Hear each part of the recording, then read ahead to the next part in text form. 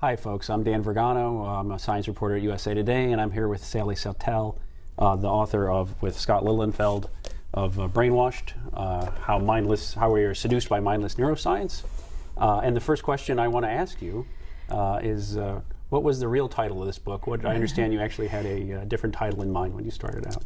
Well, no, I didn't start out with this title in mind, but I came to it with the best-selling status of this trilogy called 50 Shades of Grey. So I thought 50 Shades of Grey matter might be compelling, but we got brainwashed.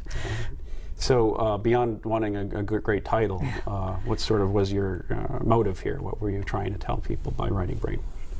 Well, actually, the 50 Shades, though, and the Brainwashed, the subtitle being the seductive appeal, we wanted to talk about what's probably the greatest scientific achievement of modern time, and how it's brain science, neuroscience, and how it's moved out into the public sphere, and how brain imaging in particular, fMRI, functional magnetic imaging, most people are familiar with brain scans, these Technicolor pictures of the brain, and that in particular, because we consider that the kind of the signature tool of modern neuroscience. So what was the trajectory of that technology out of the lab and out of the clinic and into the public sphere? What's that movement been like, and what are the implications for society? Right, and obviously this is a critique of some of that movement, right? Do you see some shortcomings in how this is presented, maybe starting with what people are seeing as these hot brains or brain flashes and what it really means. Exactly, and that's a critical distinction, where this is not a critique of a magnificent science and a technology that is dazzling to the point of, frankly, mind-boggling.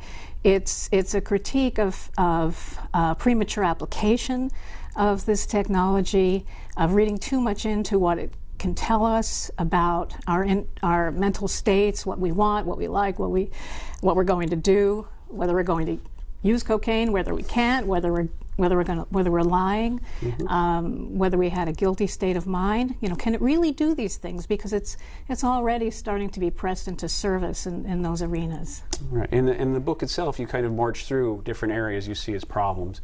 Probably the one we should talk about is addiction.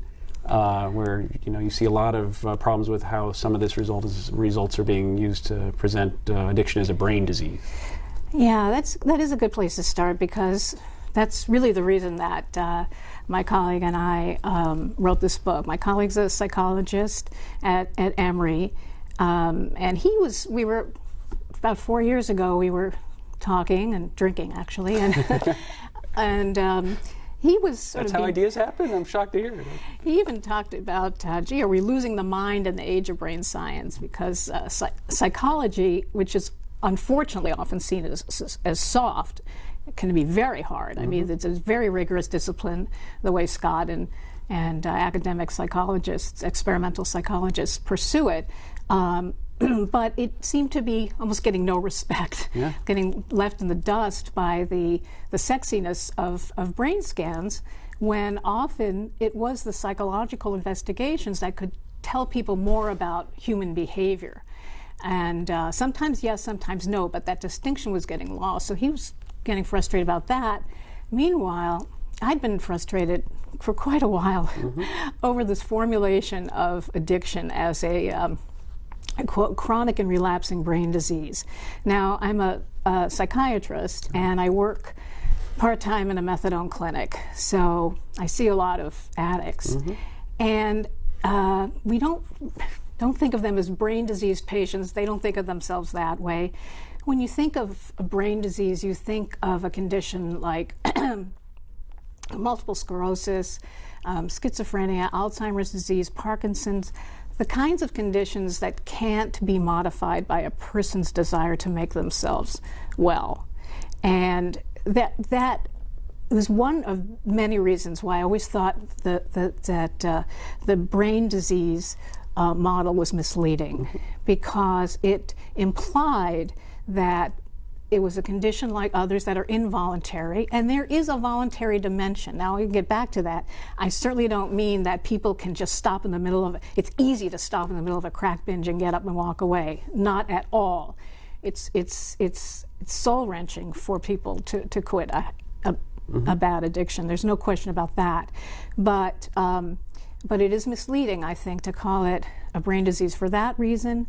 Also, when we think of something as an affliction of the brain, the material brain, the physical brain, we think that the cure is medication or some sort of intervention along those lines. And also, it's not helpful. Just practically speaking, it's just not the helpful level of analysis to think about addiction. There's no question that addiction plays out in the brain. Why else would people use drugs? And it's fascinating research about, the reward system and elements of memory and desire and motivation. That's all very, very powerful, and research on that is going to tell us a lot about those mechanisms. But when you're with a patient, you don't address him at the level of his neurons. You talk with him, and that's in fact how people also get better from their drug problem, is the recognition that people use drugs, frankly, for reasons. And in fact, drug use often starts out as an adaptation. Of course, it gets out of hand, and that's why often people come for help, because they can't do it themselves.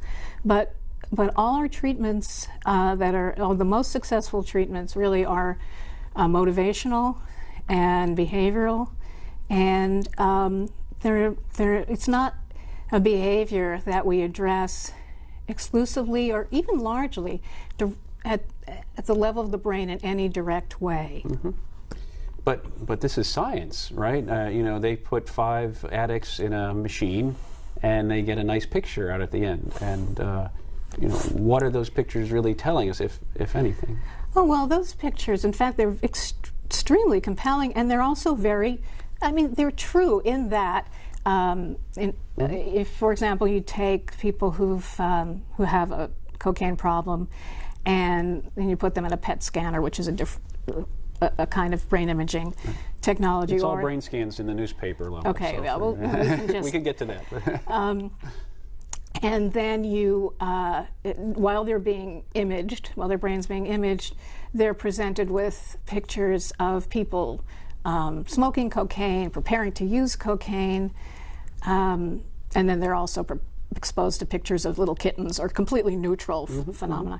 And you will see a great activation in the element and aspects of the reward circuitry, and which is completely consistent, or in the case of PET, a rush of dopaminergic activity, which is completely consistent with the kind of anticipation that you might expect from someone who has been compelled to and enjoyed a behavior that they now watch others engaging in.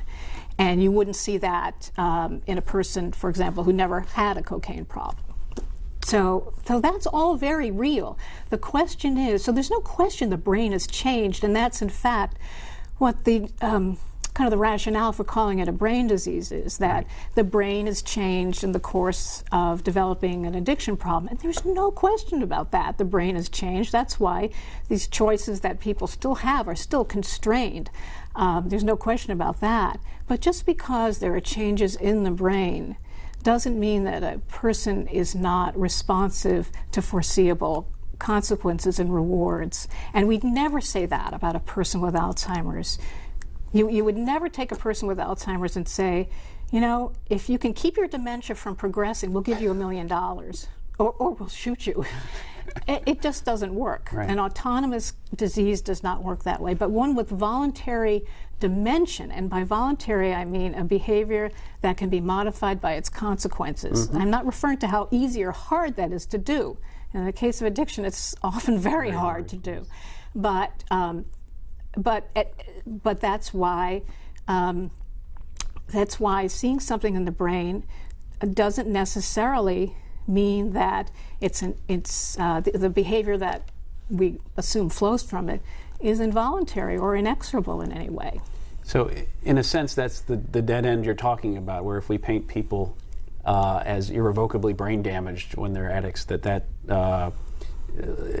presents them an image of their disease as one where there's less opportunity for them to change. Is that part of the problem? That's definitely part of the problem. In fact, I've spoken to a number of people who run what's called drug courts. Mm-hmm. And drug courts, I think, are a very constructive institution. They started in 1989 in Miami with the crack epidemic down there, and now there's over 4,000 of them, I think, across the country. And basically, a drug court is for people who commit minor crimes, non-violent crimes that are drug-related. But the idea is, but for the addiction, these people wouldn't be shoplifting or engaging in petty theft. So the idea is, well, let's take these folks and essentially give them a chance to be better, or get better, I should say, but in a monitored environment. Mm-hmm. So this is within the criminal justice system, although the incentive for completing the drug court program, which is often a treatment program as well as frequent meetings with the judge, is the opportunity to get your record expunged if you complete this. Mm-hmm. And there are, what makes them very effective, they've taken a lesson from Psych 101, is that the responses to any kind of infraction, like a dirty urine, a urine that's positive for a drug, is that the response is swift, and it's certain, and it's fair, and it's transparent. Mm-hmm. But it's not severe. So it's not like you violate and you go into jail.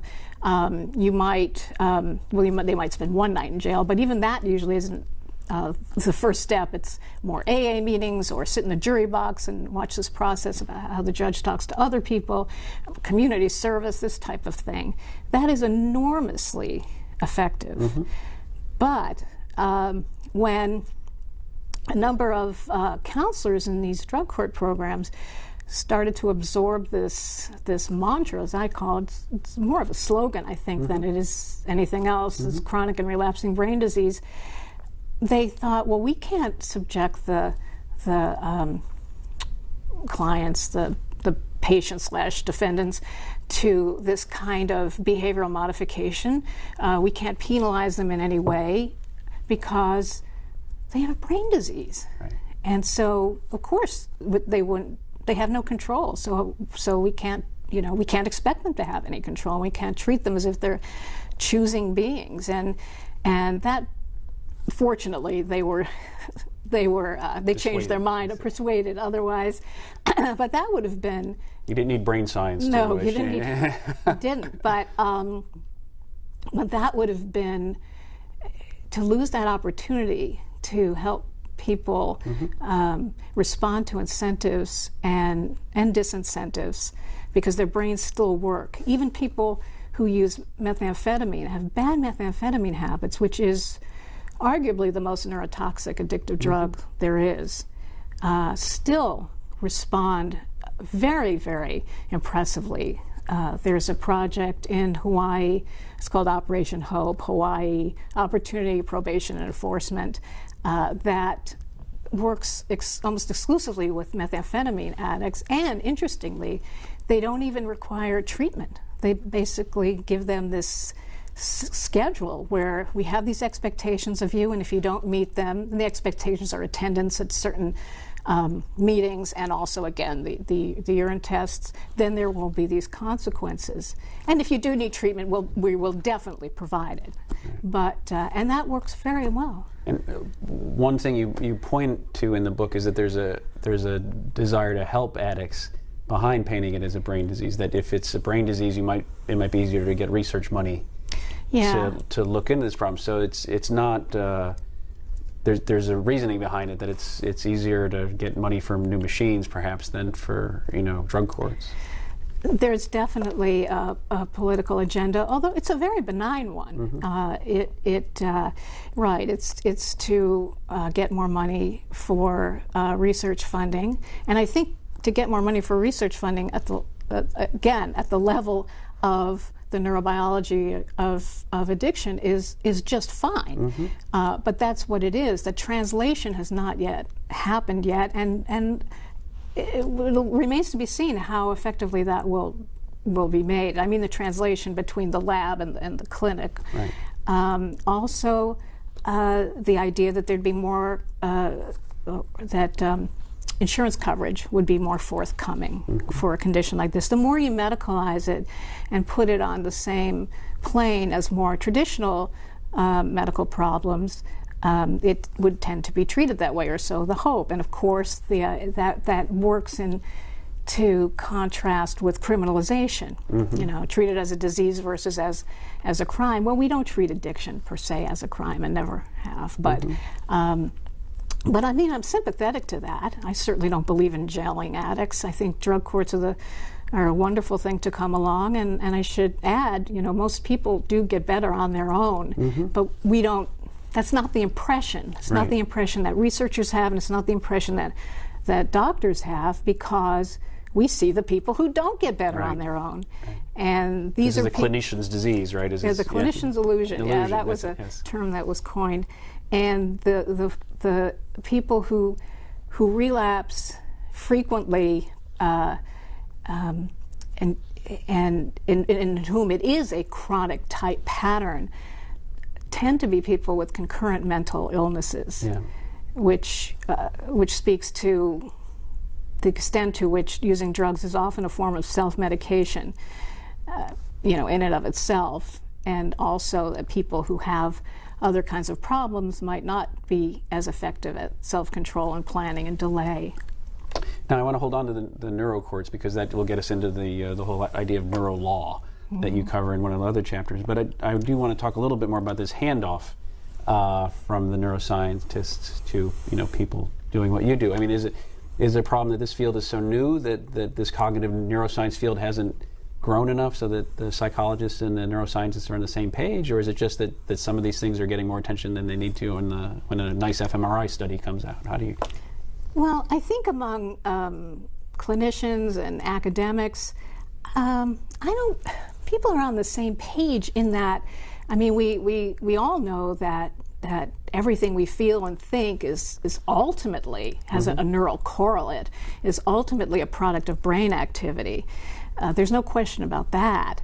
I guess the question comes in is how useful it is to focus at that level. Now, for some conditions, it's enormously helpful, and I wish we were much better at it. Schizophrenia, for the hallucinations and delusions and paranoia. I mean, our medications, they work very well for some people. They don't work so well for others. Now, granted, even when people become less symptomatic, there's still a lot of psychological work to do. I mean, it's almost personally traumatic to, especially a first break psychosis, to go through this. I mean, it's such a challenge to one's identity, and people often rethink their future. If this is the type of thing that I'm prone to, it's an incredibly dislocating experience from an existential standpoint. So a medication is not the end of this, but it's often the beginning. Right. And for some conditions, medications is probably going to be completely where it's at, or some sort of physical intervention, and I'm thinking of Alzheimer's and those kinds. So, but everyone recognizes that the brain enables the mind, but that translation, into how we can make practical clinical use of this is not there yet. And some people do, I think, emphasize that too much. In addiction, for example, the chapter I mentioned, a neuroscientist who says, well, one day we'll be treating this with a pill the way we treat pneumonia. And I'm thinking, well, you can cure pneumonia when the patient is in a coma. You can't possibly cure an addict in a coma. That's the whole point. He has to be an active participant in his recovery. And maybe we should make that clear to people who watch this. I mean, the book is different slices of this problem here, where you go to addiction, and you do go to looking at the effects as having the law courts, this notion of mind reading, and also advertising as well. I mean, what made you decide to structure the book that way, sort of as looks into these different areas as opposed to, say, a history or a biography of the field or something like that. And where do you see, say, the effects being biggest? Is it in this trend of neuro advertising or Neurolaw? If you had to, where is the biggest? What made you pick these ones? Right, we picked the topics we did, which were addiction, which we've talked about, and law, and advertising, and also we get into philosophy in the end. And we picked them because, you're right, those are the areas in which, they're the areas in which there may be the greatest consequence. There are certainly other areas that have been neurologized, if you will. I mean, we have... You say that, just add the neuro prefix, or is this someone said, yes, let your influence grow, just add a neuro prefix. Neurotheology, neuro leadership. I mean, some of it's completely ridiculous. It is truly a matter of just throwing in the word neuro and showing a brain scan, and I'm thinking there of the leadership, where there's instructions for CEOs about right. If you had just written that book, you would have, had a business bestseller, The Neuro Secrets of Genghis Khan, right? I think one of them, some of them almost have. That's already taken. Yeah, right. That's why I had to go with Brainwashed. But neuro literature. Reading Jane Austen in a fMRI, neuroaesthetics, and some of those are more serious than others. I mean, Nobel Prize winner Eric Kandel, yes, just wrote a wonderful book called The Age of Insight on the intersection of art, perception, and the brain. So clearly there can be very sophisticated treatments of this. He's very modest, though, about what they know about the brain. He's he's a Nobel Prize winner. And that's true. Okay. But we focused. But I don't see even neuroaesthetics at its most superficial worst. I don't see that as any kind of real potential threat or complication. And so Scott and I picked the topics where we thought that there either are or could be some serious misconceptions that could lead to problems. And I don't want to stop you from talking about addiction because it's very interesting. No. But where do you see the problem in the courts, and where do you see just take them as you see them? In marketing.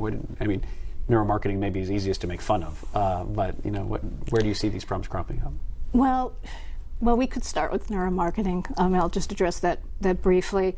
Neuromarketing is based on the idea that focus groups are not reliable, that people don't know, sometimes they don't know what they like, a lot of times they do, but that they don't know why they like something, and that they're not very good at predicting whether they're going to act, in other words, whether they're ultimately going to buy something.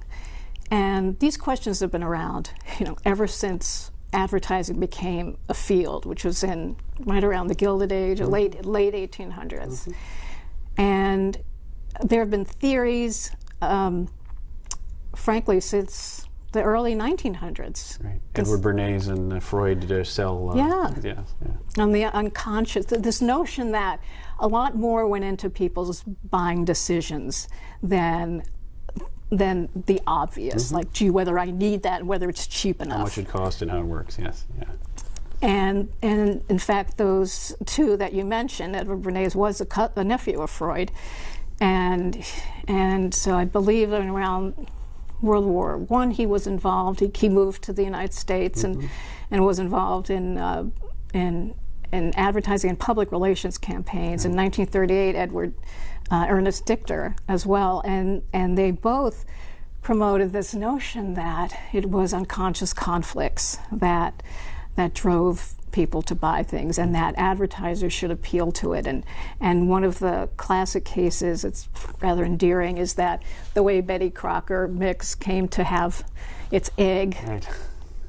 I guess during World War II, there was a lot of processed foods, a lot of advances probably in food chemistry to make things, quick and ready and for the troops. But then they wanted to market them also after the war. So Betty Crocker cake mix was not selling very well, and Edward Ernest Dichter, his theory was, well, this was because women felt guilty. They weren't participating in the baking process. It's too easy, and this is their role as a wife and a homemaker. So it was his idea to suggest that they change the formula so that it required the active breaking of an egg by the woman. So not only would she be more of a participant in creating the food that she would serve her family, she would be in classic Freudian psychology. She would be offering him. This would be a fertility offering as well. An egg. But it worked, actually. It did happen to work, but that doesn't mean it worked for the reasons that he thought. Right. But anyway, the point there is that this idea that we don't know our minds is a very powerful one and a very, very true one. And that idea has been around since the Greeks as well. But we're notoriously bad at intuiting the mechanisms of how we come to think about many things, especially our attitudes. We may know we have them, but how we arrived at them is not something we know. So the idea is, you can imagine, is taking this forward with focus groups not being particularly effective at that kind of diagnosis, that maybe if we skipped the consumer and went straight to the brain, cut out the middleman and go straight to the brain, that maybe that would give a more authentic picture of what people liked and how they made decisions. And neuromarketing is a hard field to know how to assess. A lot of what you see online is frankly silly and very hyped. There's a book called Biology, Buyology, which is the most brilliant title. But it was brought to you by this same gentleman who, in fact, had a piece in the New York Times a while ago saying, "You love your iPhone. Why do you love your iPhone?" The title was, "You love your iPhone literally." Well, why do you love your iPhone? Because your insula, which is a part of the brain, became activated, and that's of course it lit up, right? Yes, it fired, right? It's the language. Yes, that's exactly the language that you often see associated with brain scans. It's an increase in activation usually, and that the insula became more active. Well, to infer what people are feeling from looking at one isolated part of the brain is just not a rigorous scientific approach. You have to mention the salmon study as well. Anyone who looks at neuroscience is very alarmed when they hear about putting the salmon in the fMRI. Well, this is called an artifact, but basically these two neuroscientists, and I want to add, every critique that we have in the book was first made by neuroscientists. The field is yes, which is wonderful. And that for fields to be self-critical and self-correcting, that's the point. So the dead salmon study was. They took a dead salmon and they put it in a brain scan and actually found, or actually I should say, they showed it pictures. They showed it pictures. They asked what it thought, and they found they allegedly found some activation. Or let's say the scan showed, I should say, some activation, and that was of course an artifact of the signal processing that's done inside which is so complicated. That's so important for people to realize that these scans are not real time. They're not a Polaroid. They're not a snapshot. They're processed. Not by any means. They're highly processed. They don't measure neural activity directly, or they measure a good proxy. I mean, there's no question. There's agreement that it's a very good cells proxy, burning which oxygen is inside the brain. Well, that's a PET scan. And also. It's the oxygen level in the blood, that the fMRI is measuring, and that's why in that huge fMRI machine, it's the magnet that takes up so much noise, and takes up and you have to be so still because any artifact can affect the finding, and it's enormously complicated. It's more statistics and computational math than anything, and so. Right, those pictures are highly, highly processed. Plus, those pictures also give the impression that the brain is very modular. You know, this is lit up here and this is lit up here, so this segment. It's almost an inverse phrenology, right? Instead of bumps on the head, it's bumps inside the head. But. Well, that's no. In fact, that's the title of one of the first books to be critical of the misinterpretation of the technology. It was called the New Phrenology, and that's right. In fact, neuroscientists themselves call some of those scans and some of those studies, you see, this is your brain on this, you know, in the newspaper, this is your brain on that. Blobology, that's their name for it. And in fact, when fMRI first came into use, which is about 1995, some of the earlier studies would be just that very primitive. And you know, where else do you start? Of course, you start in a primitive direction. A primitive stage. That's fine. But they would basically show people things, and then they you know, it's like this way would say X spot or something found. Neuroscientist Elizabeth Phelps at NYU has always said, I could show people pictures of Gucci shoes and women, I hope, and their brains would light up, or some regions would be working harder than others, which is all it shows us, which regions work harder when a person is doing an activity, looking at a stimulus, working out a problem, this kind of thing. But she said, but I wouldn't have found the shoe center of the brain. But that's almost how it's been made into a caricature early on, and often by the media, but not by serious science journalists, but often by the media. Right. There's lots of things there. There's a critique of, even when we try and do a good job, what people might walk away from it. You know, when we present the thing, these people say it's a shoe center. These real neuroscientists say that's crazy. Yeah. But what people all they remember is that there was this thing looking like a thumbprint version of your brain with a smudge on it. And they might only walk away with this idea of how the brain works.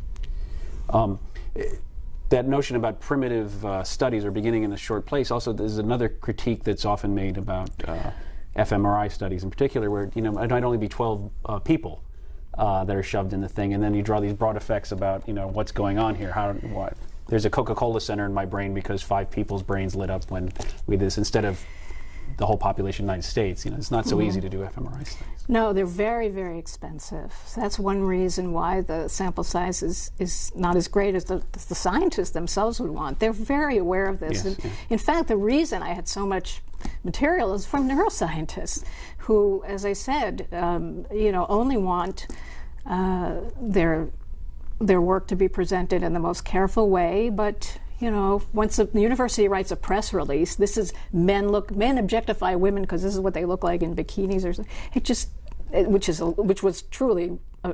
Which was a real one. Okay. that kind of thing, you know, takes off. The other thing that neuroscientists are now putting much more their focus on is less so much the localization, which is what fMRI is so good at. And we should mention that clinically and in other ways that's very useful, some of the localization. Well, we can get back to that. But that the real money in brain function is in the interconnections between all the different regions and areas of the brain. It's very distributed. So you may have a threshold that picks up one part. You may have set the threshold so that it picks up selectively the part of the brain that's working hardest, but there's just so much you can infer from that. And working hardest sometimes means you're inhibiting an activity as opposed to an excitatory kind of phenomenon. People who are better at tasks will actually show less activity. It's called a repetition suppression effect or an expertise effect. The networks or circuits in the brain have actually become a little more optimized, so they might be showing less activity. But they go pretty far in neuromarketing. I mean, there's this critique of the Super Bowl commercials. This one's a loser. You know, people loved it apparently, but from a neuroscience standpoint, this is a loser. This ad. Right. Well, that's kind of comical, but yes, that was. I like comical, so I'm going to use those. There was a neuroscientist from UCLA sort of put himself up against the Super Bowl audience, and he panned according to him, people shouldn't have responded well to a FedEx ad in which apparently a caveman didn't use FedEx, and his boss had scolded him, and then as he's sulking back to and fired him, and then as he's sulking back to his cave, he gets killed by a dinosaur foot slashes down on him. I gather it's pretty. The evolution people should be mad at the FedEx, not the neuroscientists. That's good point. I don't think they coexisted with neuromarketing either.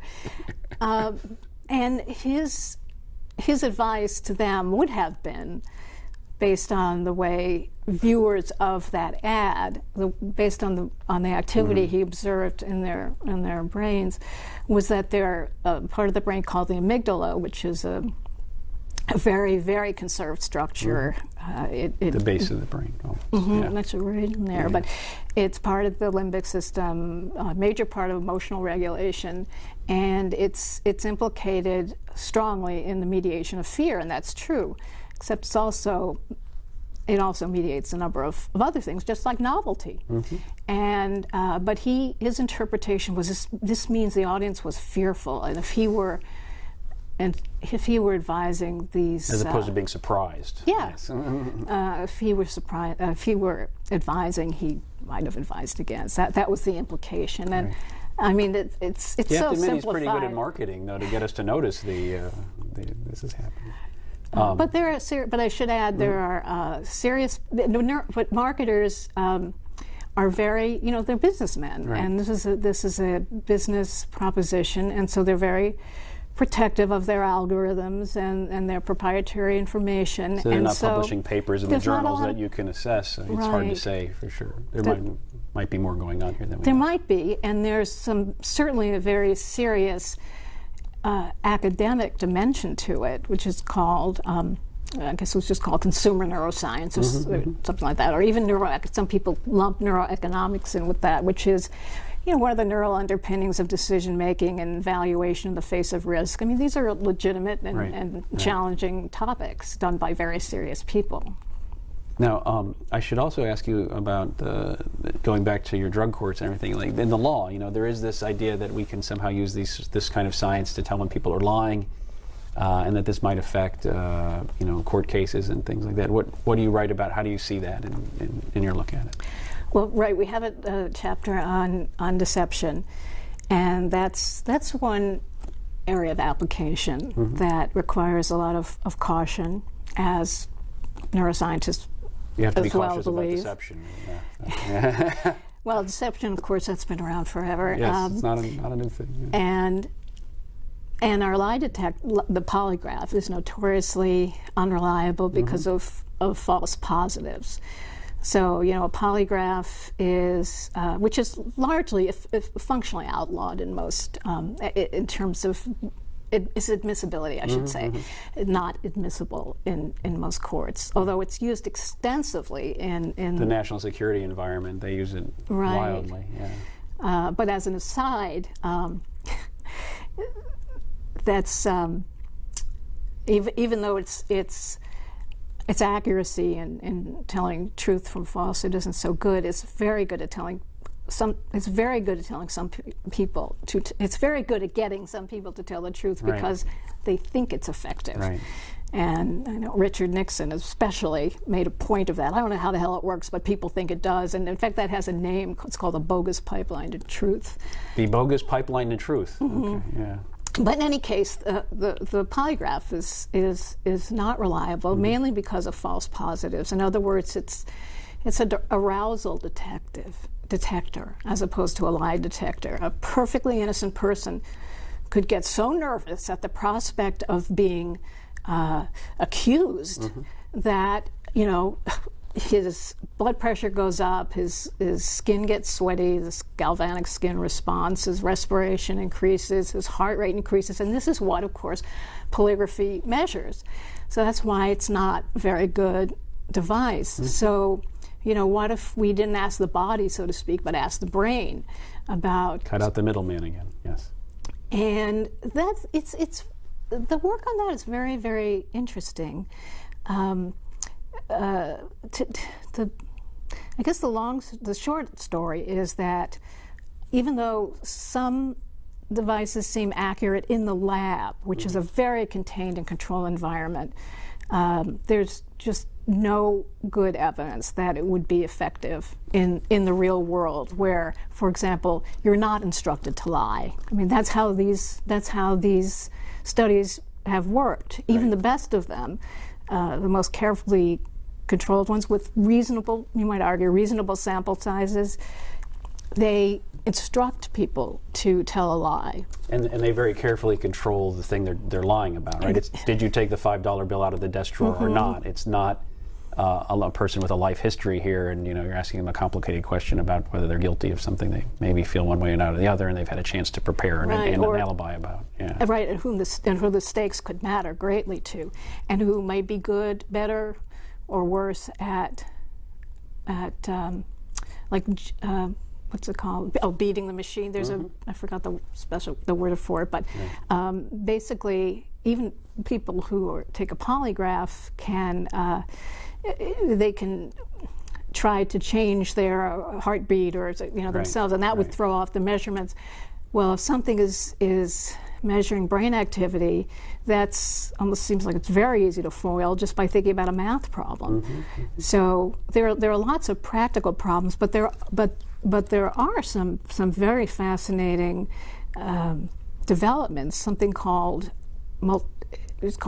decoding. The fancy name is multivoxel pattern analysis, but which basically is a form of machine learning, so that if you were to watch or you were to observe several objects here, and then I was to capture, or I would never do this. Someone with great expertise in the technology were to capture patterns of your visual cortex as you observe these various objects, and then take the objects away, and then show them to you, and then have you observe other objects, but not know which one you intend to look at. They can tell with quite good accuracy by looking at the patterns of the visual cortex what you're looking at. And so that has interesting implications. There were some recent studies about what people were dreaming about. They showed them images and then had a sense later on of what they were, from the readouts, what they were dreaming about. Right, but you'll never know the meaning, and of course that's one of the key differences, because the neurobiology, neurology, neuroscience is about the brain, and that's about mechanism, and psychology is about the mind and meaning and subjective experience, and making that connection is not easy, and making that connection at the level of the brain, which is the hard problem, of course. How does the hardware? I think it was Colin McGinn or some philosopher had this beautiful phrase: changing the water, the physical brain, into the wine of consciousness. How does that metamorphosis happen? That's one of the greatest problems in all of philosophy and now science. Right. I mean, that is a change, right? Neuroscience is trying to grope towards that. There was this brain initiative announced recently where consciousness was a goal. Suddenly we're talking about consciousness as a goal of science instead of philosophy. I mean, there is a lot going on in neuroscience. Obviously. You're obviously very respectful of the work they do. This isn't just an attack. This isn't just psychologists and psychiatrists defending their turf. There's clearly... No, not at all. Yeah. This is where the hope for, I'm sure, this is where the hope for dementing illnesses and serious brain conditions like schizophrenia is going to come from. The question is, the issue is, what are the questions that neuroscience can answer and what can't it? Right. I would like to talk a little bit about that deep philosophy stuff that these guys are piling into now, this whole question of free will and how we think and so forth. That's towards the end of the book. You look at this, there are some very, I don't know what to call them, hard and fast folks who really think in terms of neuroscience that we don't have a lot of decision making going on that isn't totally mechanical, that there is no free will. Your brain is doing it and you're just walking around like a robot. Yeah, that's a tough. The free will problem is not something we solve. So I hate to disappoint readers, but we address it from the angle of whether neuroscience can resolve it. And I'll skip to the punchline and say we believe the answer to that is no.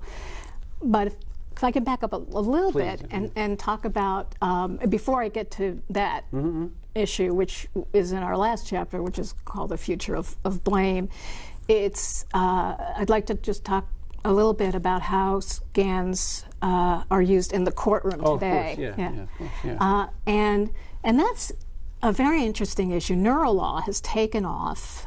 Very, very smart people, legal scholars, are interested in it.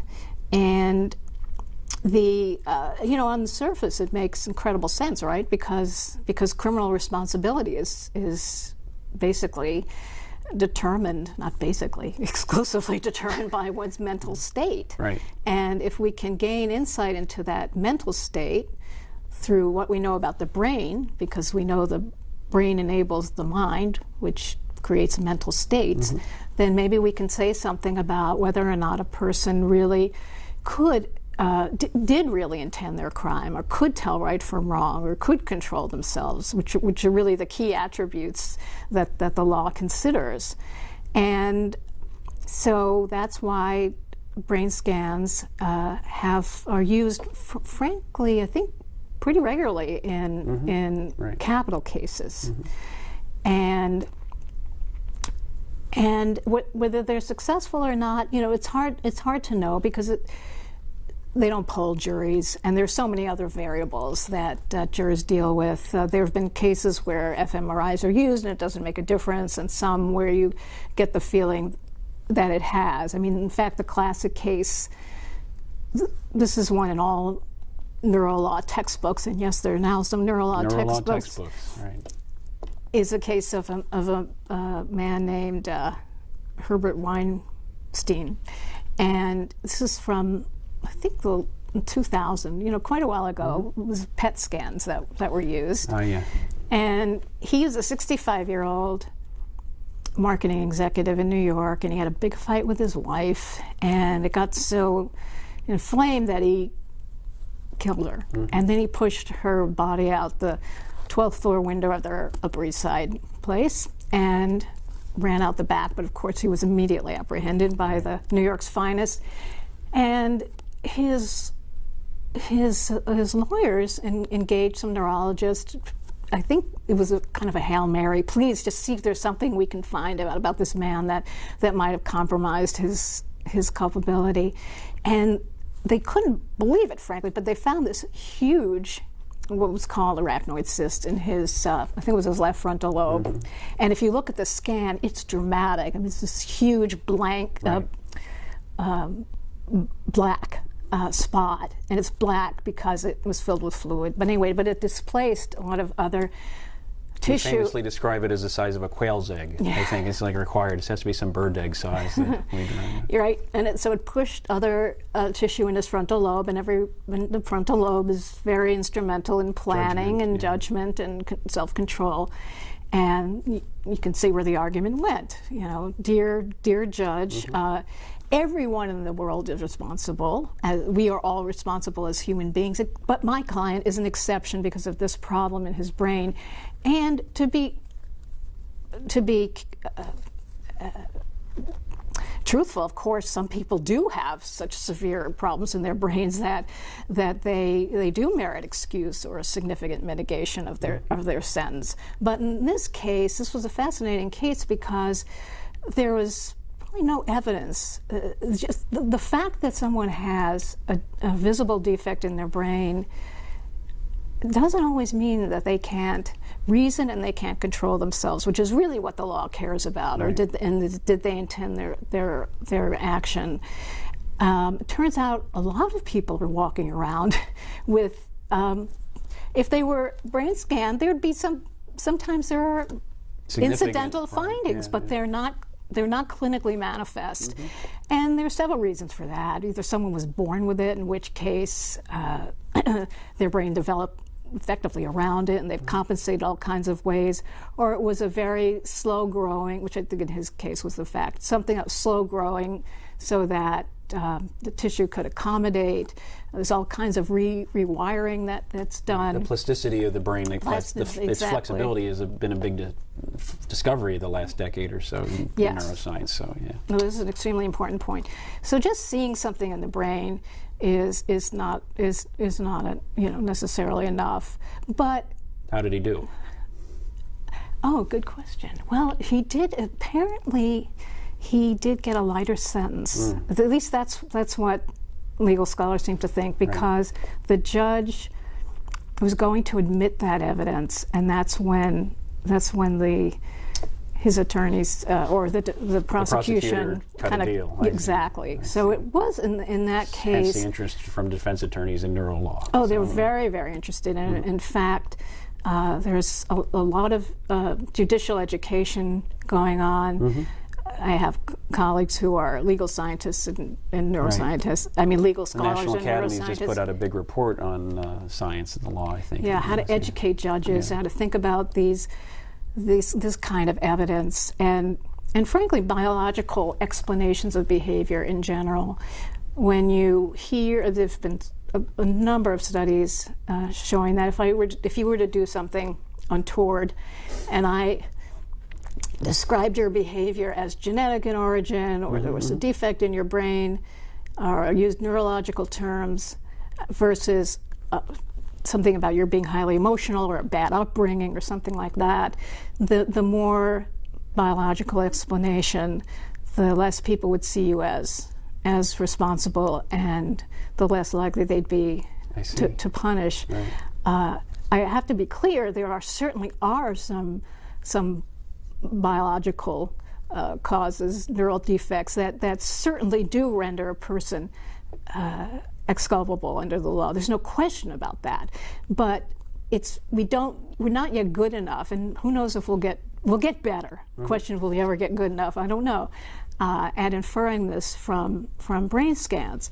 When you think of perhaps one of the least culpable people on Earth, at least I think of this woman, Andrea Yates, this Houston mom who in 2001 drowned her 5 children in the bathtub in the course of a severe postpartum psychosis. She thought they were possessed by the devil and that she was contaminating them, and the only way she could save them was to kill them, so they'd be with God and away from her. You look at her brain and you wouldn't likelihood of seeing nothing. So just where do you come down on Neurolaw then? Is this a healthy thing that have this another avenue of evidence being taken into account in these cases, or it's too early to be doing this? Or? Oh, I think it's probably a little too early to make statements that. Well, I know it's very hard to make definitive statements when people have such horrible brain damage that it's affected their abilities. It's usually obvious from a whole other a suite of behaviors that they have. And so many other deficits as well. So using these in the court has come under it's come under a lot of question by legal scholars and neuroscientists. The biggest thing they worry about is how prejudicial are these scans? Do they make it seem like the person's excuse is more real? And again, if the defect or some sort of neural signature is highly predictive of an inability to reason through one's situation or control oneself or even formulate an intent, then it should be taken seriously. So I think it's a matter of perfecting these things. We'll always have to use our own values and judgment and where you draw the line. So, for example, if a person has trouble with self-control and we see a certain pattern that it's indicative of a control problem, well, how much control? And then that's not a question for science, that's a judgment question. Well, that does take us, with about 5 minutes to go, our last sort of area, this question of free will. If neuroscience is showing that we're all just automatons, then how can we send anybody to jail? Right. Well, that's what I'm not sure neuroscience is necessarily shows that.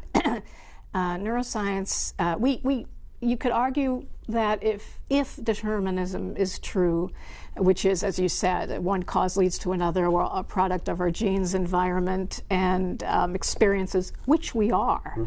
But are we a product of our genes, environment, experience, and neural activity such that we can make one choice and only one choice, which is sort of a circular thing. I don't know how you get to the bottom of that. But if we assume that's true, which frankly, most philosophers, I believe, and neuroscientists do, is that incompatible with being morally accountable?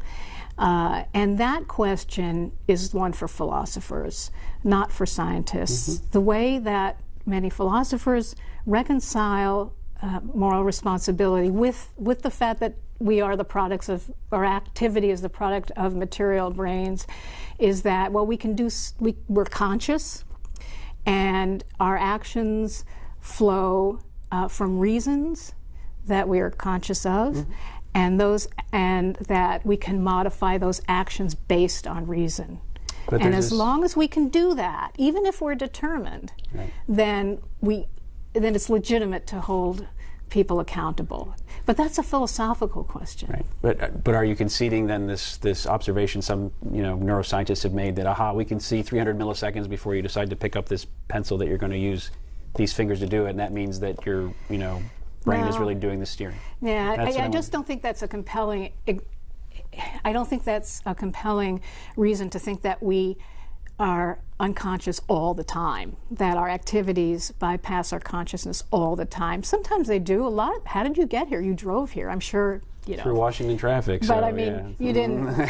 It's the kind of thing where you're thinking out of the window. You're thinking, looking out the window, and all of a sudden you're here. These lots of kinds of activities aren't so internalized they become unconscious. That's the whole point of sports. It's the opposite of psychoanalysis. You want to make the behavior unconscious. In analysis, you want to make the unconscious conscious. But the point is, and we said before, with Strangers to Ourselves, a wonderful book about the adaptive unconscious, we often don't know why we have certain attitudes and motives. But that's not true of us all the time. Right. This decision to pick up a pencil is coming in this previous decisions to actually be in the room here to pick up the pencil. Exactly. It's embedded in a long sequence of very conscious and deliberate moves. Right. Well, I'm afraid that we only have a little bit of time, so I think that we're going to have to step out there. It's a fascinating book, and I really appreciate you taking the time to talk to me and talk to everybody about it. Thank you.